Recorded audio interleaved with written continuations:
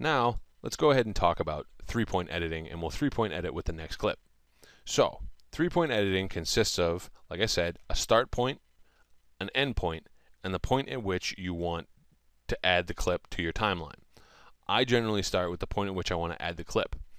So I take the player head and I drag it to that point. In this case, it's going to be directly here, right at the end of that Bryant logo. I then know that I'm going to access number 3 and double click on it. When I double click on it, I get a second preview window.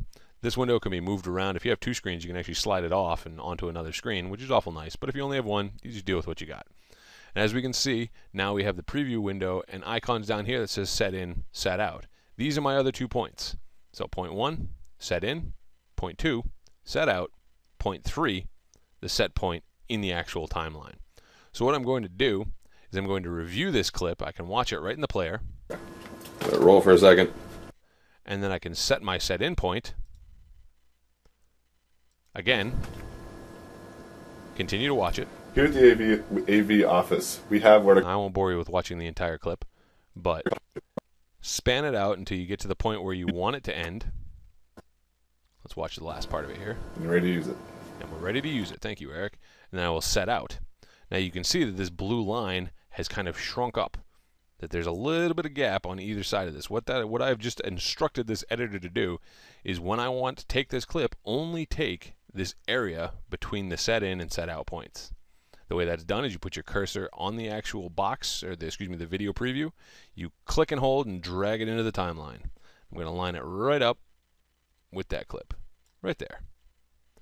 So, now what I have, if I just back my player head up just a touch here, we can then watch as it spans from one clip to the next. So I'm going to click play.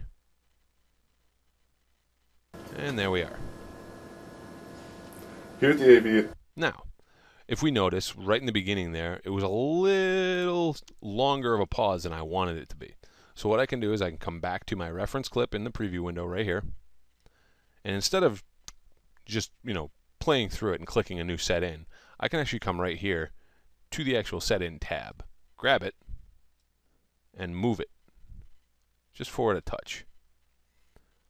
So this is the actual clip I want. So I'm going to come down to my timeline, highlight the clip I want, click delete, away it goes, line back up my player head.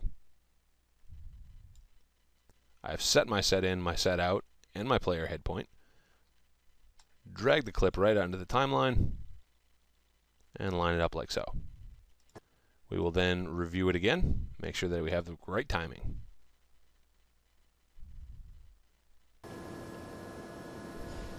Here at the AV office, Okay, well, a little flub up on the dialogue there, but we can't deal with that now.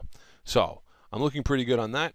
I have now finished with this clip. If for some reason I wanted to use, say, another part of this clip, I can simply make a new set in and set out point and drag that clip into the timeline.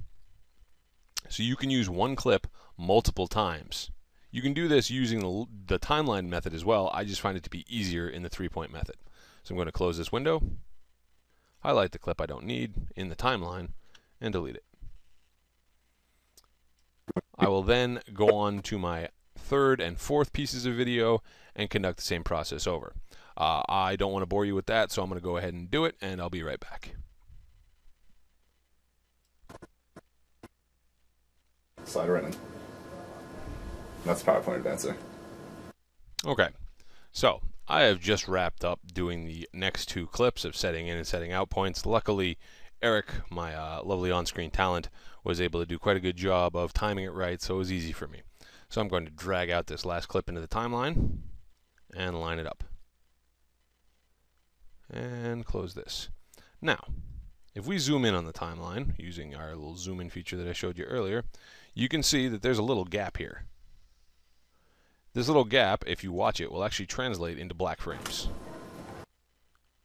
Just like so. Black frames are bad. So what we're going to do is we're going to highlight the clip we want, and I'm going to just drag it right in the timeline right up until it bumps up right against it. And now, if we review it, we should have a pretty smooth transition. Excellent. All right, now. Okay, so these have been the basics on how to edit and get footage into your timeline. We will follow up with another tutorial on how to input transitions and title slides, and then eventually how to make it into a final project either on a DVD or a video. Hope this has been helpful. If you have any questions about this or any other AV related item, please feel free to call us at extension 6128, and stay tuned for the next tutorial. Thank you. Bye.